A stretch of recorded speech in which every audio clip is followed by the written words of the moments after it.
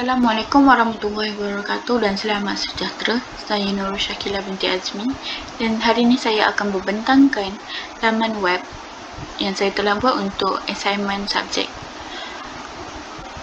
Laman web saya bertajuk Stigma Berkaitan Penyakit Mental di Korea. Saya tertarik dengan topik ini kerana usaha para penyelidik telah banyak menemui tentang penyakit mental. Walaupun sejak tahun 90-an lagi, penyakit mental telah ditemui, tetapi baru-baru ini saja, pakar bahagian mental menemui hampir ke semua punca dan penawar bagi penyakit mental. Penyakit mental atau kesihatan mental tidak diketahui oleh kebanyakan masyarakat di Korea Selatan. Segelintir sahaja mengetahui tentang perkara ini. Oleh itu, saya telah membuat sedikit kajian tentang mengapa stigma penyakit mental ada di Korea dan menemui beberapa maklumat yang berkaitan dengan penyakit mental. Penyakit mental ialah perubahan keadaan kesihatan mental yang berkaitan emosi, pemikiran atau tingkah laku. Di Korea Selatan, penyebab utama penyakit mental adalah pengaruh neokonformisme dalam kalangan masyarakat di Korea. Selain itu, sosial stigma dalam kalangan masyarakat Korea Selatan itu sendiri menjadi punca mengapa penyakit mental dipandang rendah. Diskriminasi terhadap mereka yang mempunyai penyakit mental juga adalah salah satu perkara yang terjadi kepada pesakit mental. Antara faktor atau punca stigma berkaitan penyakit mental di Korea adalah struktur dan nilai sosial di Korea. Masyarakat di Korea Selatan tidak mengambil serius tentang penyakit mental yang boleh merenggut nyawa. Hal ini kerana pengaruh ideologi neokonformisme sangat berpengaruh dalam kehidupan harian mereka. Amalan neokonformisme menekankan hierarki dalam hubungan manusia dan kawalan diri pada tahap individu. Seseorang itu perlulah mampu sikap ikhlas yang berarti tidak terlalu banyak menyatakan apa yang benar-benar dirasakan seseorang sebagai merenungkan atau memperjelaskan pemikiran dan perasaan seseorang sehingga mereka sesuai dengan norma tradisional. Tidak ada konsep hak individu. Lelaki atau wanita yang ideal adalah orang yang mengawal nafsu atau emosinya untuk memenuhi sejumlah tanggungjawab sosial. Yang kedua ialah social stigma. Jika seseorang itu mempunyai penyakit mental, mereka akan takut atau segan untuk menerima rawatan di hospital atau di klinik kerana perbuatan itu tidak disukai di dalam budaya Korea Selatan. Sebagai budaya yang sangat dipengaruhi oleh konformisme, kehormatan keluarga diutamakan daripada individu, menyebabkan orang Korea meninggalkan rawatan untuk menjaga wajah keluarga mereka. Dikatakan juga oleh doktor yang merawat pesakit mental di Korea bahawa budaya konformisme menekankan kehendak individu dan disiplin diri yang menimbulkan prasangka sosial terhadap kesihatan mental. Jika ada yang menerima terapi, mereka akan membayar rawatan yang diterima dengan wang saku atau membayar secara tunai kerana tidak mahu mempunyai rekod menerima rawatan mental di dalam insurans mereka. Mereka yang baru sembuh daripada penyakit mental, sukar bagi mereka untuk memasuki semula ke dalam masyarakat kerana diskriminasi terhadap mereka yang mempunyai penyakit mental juga adalah salah satu perkara yang terjadi kepada mereka. Seterusnya ialah pengaruh neokonformisme di Korea.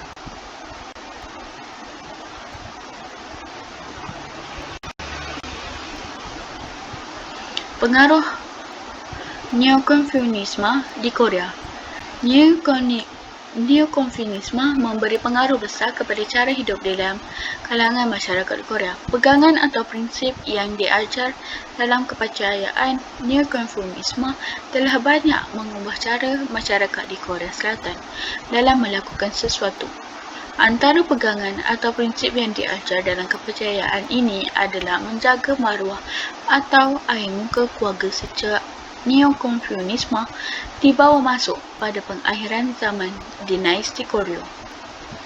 Sejarah tentang neokonformisme di Korea. Ajaran neokonformisme dibawa masuk oleh Ang Ihang semasa zaman dinasti Koryo. Ramai para ilmuwan Korea datang melawat di China ketika dinasti Yuan. dan salah satunya adalah An Hyang. Ketika melawat China pada tahun 1286, An Hyang sangat mengagumi dengan buku yang ditulis oleh Xu Shi semasa berada di Yangjing dan menyalin buku itu sehingga membawa seluruh salinan buku itu ke Korea dengannya. Pada waktu itu, ianya menjadi inspirasi kepada para ilmuwan di Korea, terutama daripada kelas menengah yang kecewa dengan keterlaluan agama yang teratur iaitu Buddha, dan golongan bangsawan lama memeluk Neo-Confucianisme. Para ilmuwan Neo-Confucianisme yang meningkat naik menjadi kumpulan yang ingin menggulingkan dinasti Goryeo. Selepas berjaya menggulingkan dinasti Goryeo dan menubuhkan dinasti Joseon oleh Yi Song-gi pada 1392, Neo-Confucianisme menjadi ideologi negara.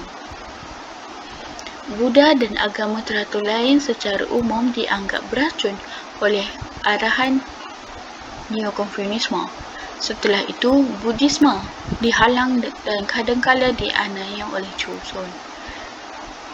Tokoh-tokoh Neo-Confucianisme di Korea. Neo-Confucianisme amat mementingkan pembelajaran dan beberapa para ilmuwan Neo-Confucian iaitu So Hwon dan Hyang Gyo didirikan di seluruh negara, menghasilkan banyak sarjana termasuk Zhou Huanzhou. Yi Huang mempunyai nama pena iaitu Zhou Gyo dan Yi Yi. Murid-murid Yi Huang yang paling terkenal adalah Kim Song-il, Yu Song-ryong dan Zhong Hu, yang dikenali sebagai Tiga Wira.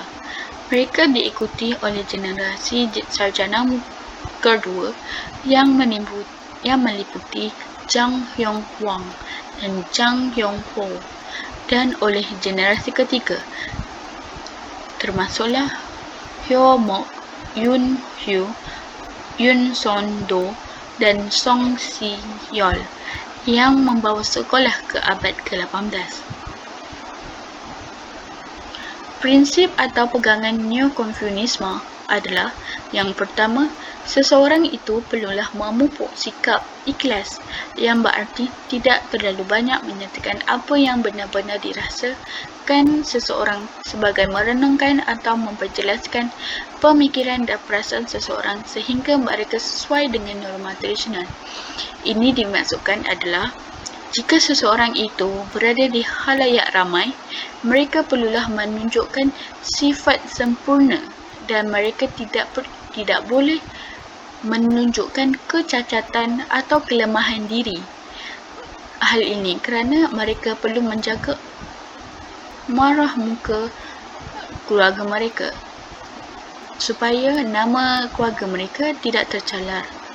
Yang kedua, sosial didefinisikan mengikut syarat 5 hubungan ataupun 5 relationship yang dirumuskan oleh Mencius dan diambil oleh ahli metafizik Neo-Confucianisme untuk dijadikan pegangan, iaitu antara ayah dan anak harus ada kasih sayang, antara penguasa dan menteri harus ada kebenaran, antara suami dan isteri harus ada perhatian terhadap fungsi mereka yang terpisah, antara tua dan muda harus ada ketertiban yang tepat, dan yang terakhir, antara teman harus ada kesetiaan.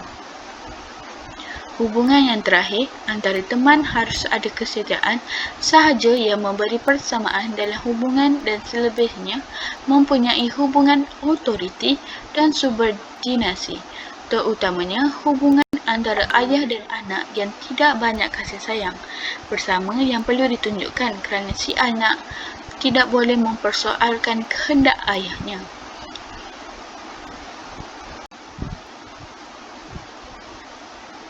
Seterusnya ialah informasi tentang penyakit mental di Korea.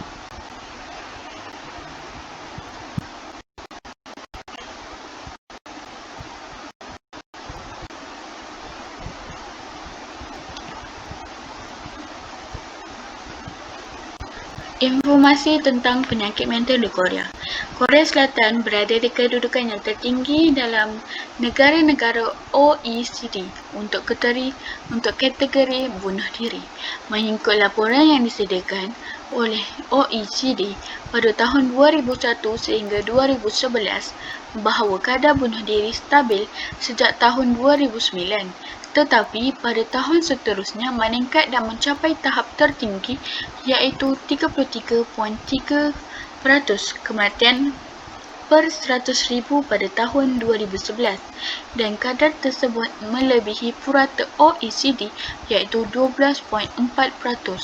Data terkini yang dikeluarkan menampakkan penurunan bunuh diri kepada 29.1%.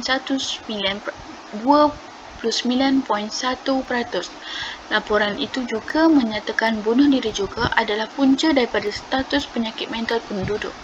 Rakyat Korea Selatan yang berumur 30 tahun lebih cenderung mengakhiri hidup mereka kerana masalah kesihatan mental.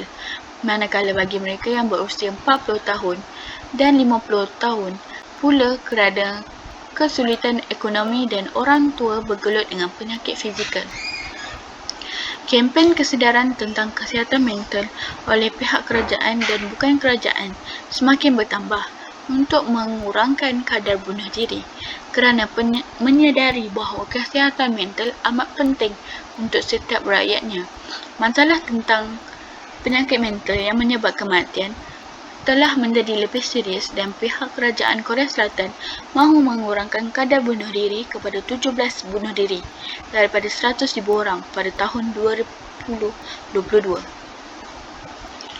Antara kempen kesedaran tentang kesihatan mental di Korea Selatan. 1.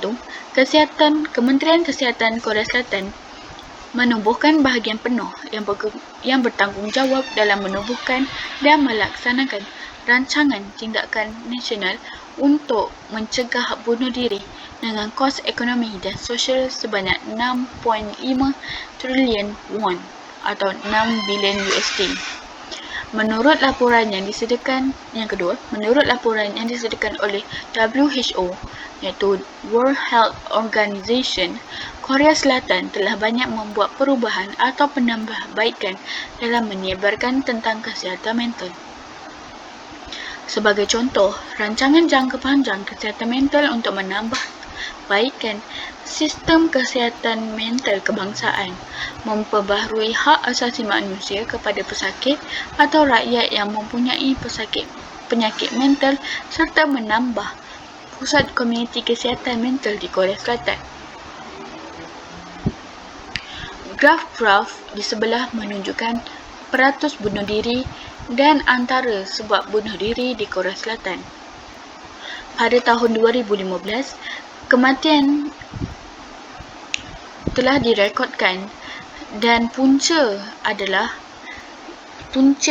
bunuh diri di Korea Selatan adalah kebanyakan adalah membunuh diri, kanser, penyakit jantung dan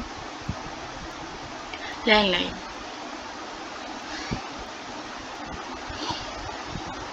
Di Korea Selatan, bunuh diri merupakan salah satu cara untuk melepaskan diri atau mengakhiri hidup mereka yang bermasalah. Masyarakat di Korea Selatan sudah terbiasa dengan idea sebegitu jika mereka mempunyai cara atau jalan lain untuk menyelesaikan masalah mereka yang mereka hadapi. Dari dulu lagi, budaya atau adat di sana mengajar mereka supaya tidak menjadi beban atau membuat sesuatu yang boleh mencalarkan maruah kepada keluarga. Mereka perlu menunjukkan diri mereka yang terbaik dari pelbagai segi, antaranya pendidikan, universiti, pekerjaan dan lain-lain. Kehidupan ideal yang perlu mereka capai sejak dari kecil adalah mereka perlu mendapat keputusan yang cemerlang, setelah itu masuk ke dalam universiti yang popular dan mempunyai pekerjaan di syarikat yang besar dan mempunyai jawatan yang tinggi. Mereka juga perlu memilih pasangan yang sesuai dan ahli keluarga tetua perlu memberi persetujuan kepada calon pasangan mereka jika mahu berkahwin.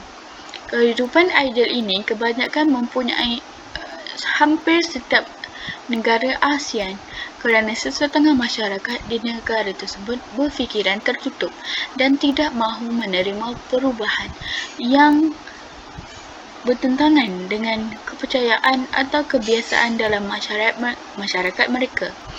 Hal ini menyebabkan ramai masyarakat atau rakyat lain yang inginkan perubahan ditindas atas dasar ingin menjaga adat atau budaya tradisi terdahulu.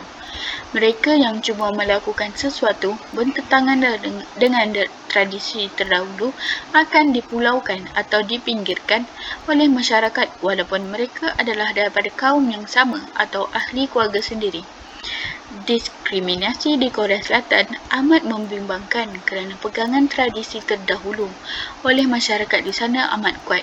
Bukan semua tradisi terdahulu perlu diubah atau dibuang, tetapi tradisi yang menyebabkan penindasan atau mentaliti terhadap kesihatan atau penyakit mental perlu ditukar supaya dapat mengurangi atau menghalang rakyat yang mempunyai masalah mental daripada membunuh diri atau menyakiti diri mereka.